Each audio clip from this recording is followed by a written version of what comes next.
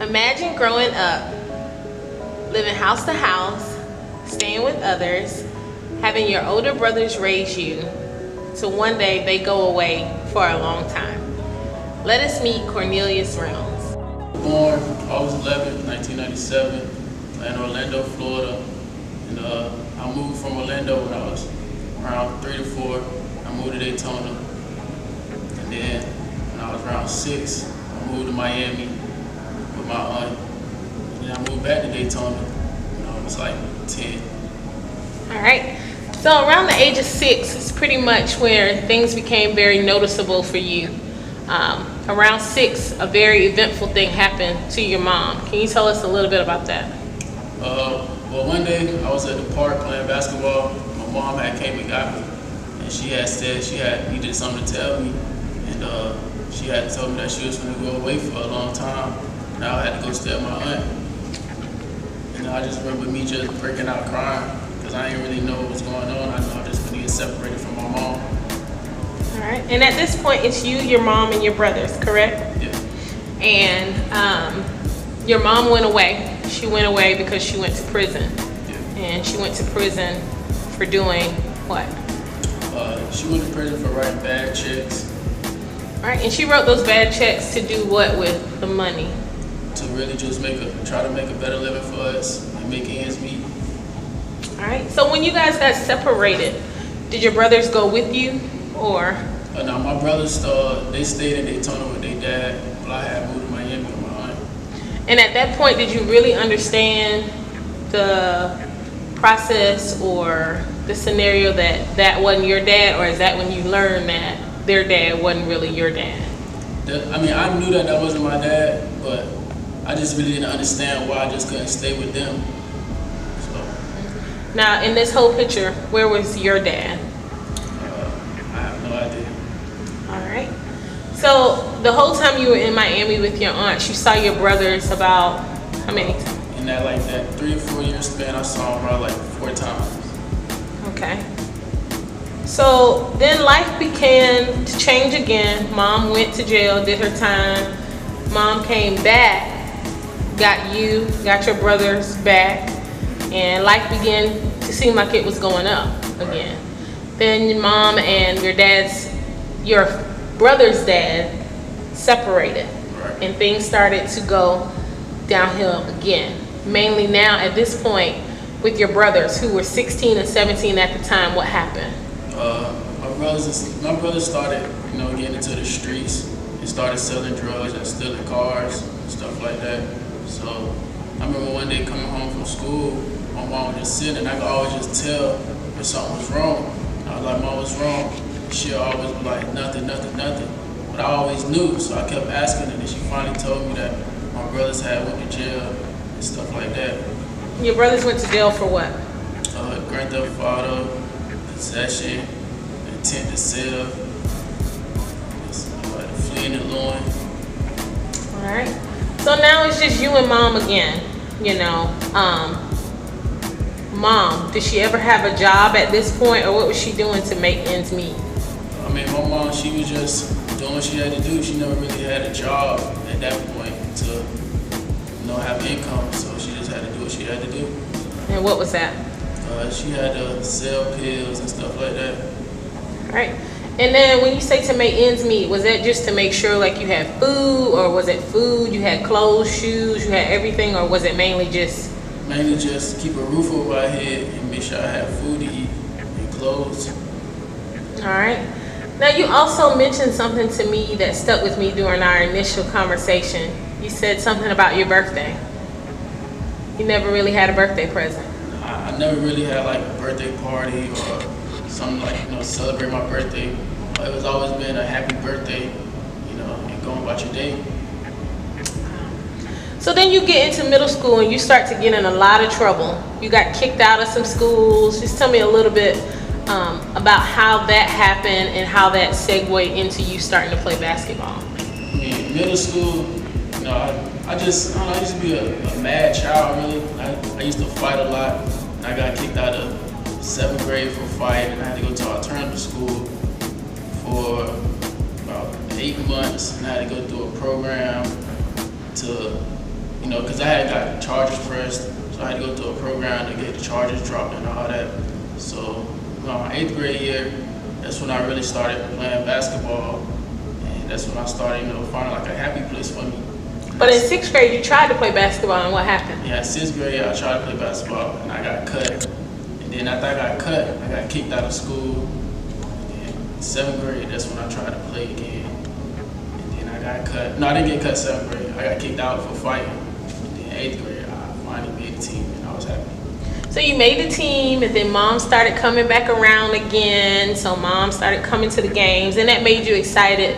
And it gave you the attention and the love and the affection that you felt like your mom should give you and that every other child was getting. But then all of a sudden, that started to drop off because mom had to do what mom had to do, and she started to not come to your games and things like that. How did it make you feel? I mean, it made me feel like I was out here alone because all I wanted was for my mom to see me play ball and be happy.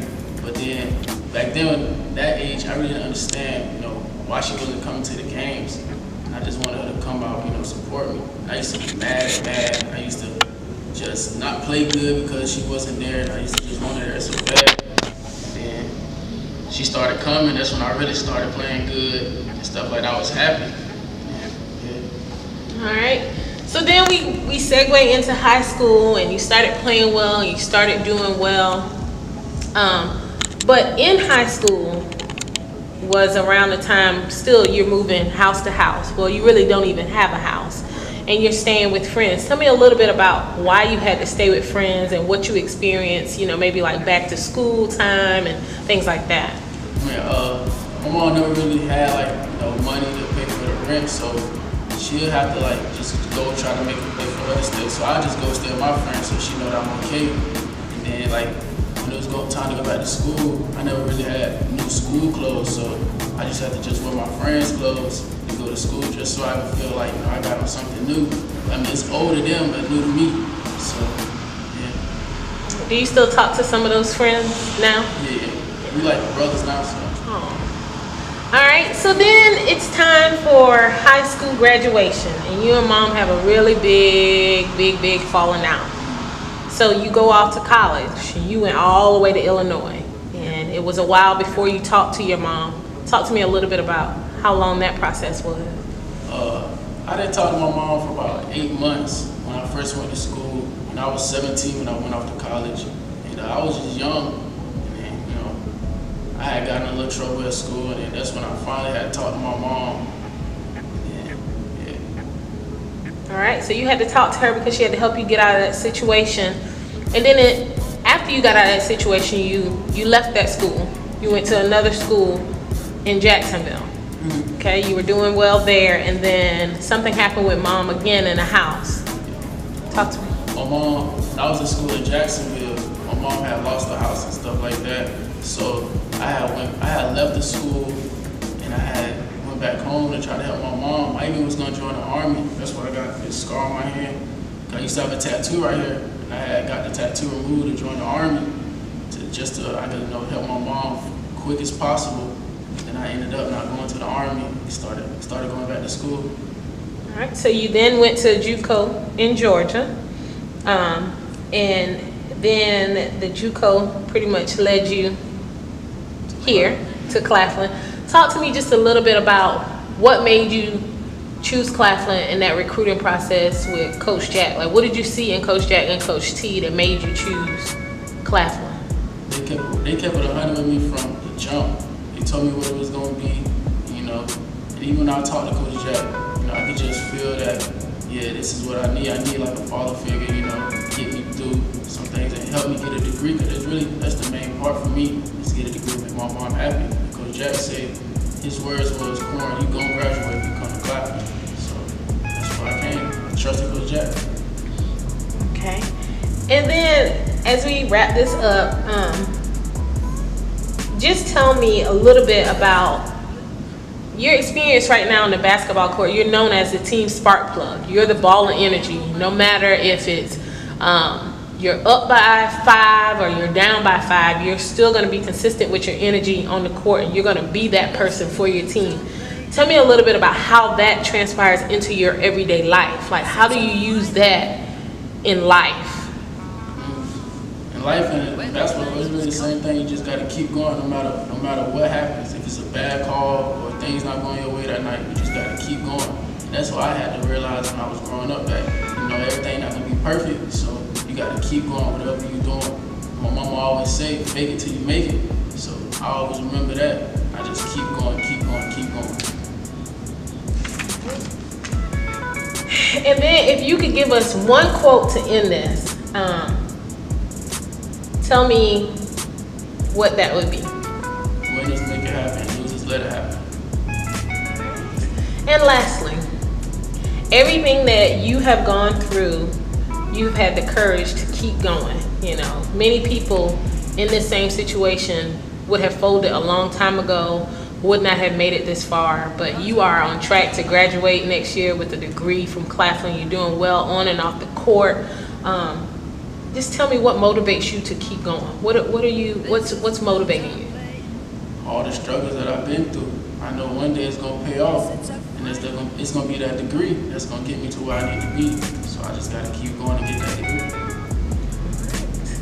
Well, Corn, we'd like to thank you, and again, we would like to congratulate you for being a 2019 Karen C.B. Williams Courage Award recipient. Congratulations. Thank you. Cause I'm back down on my own again.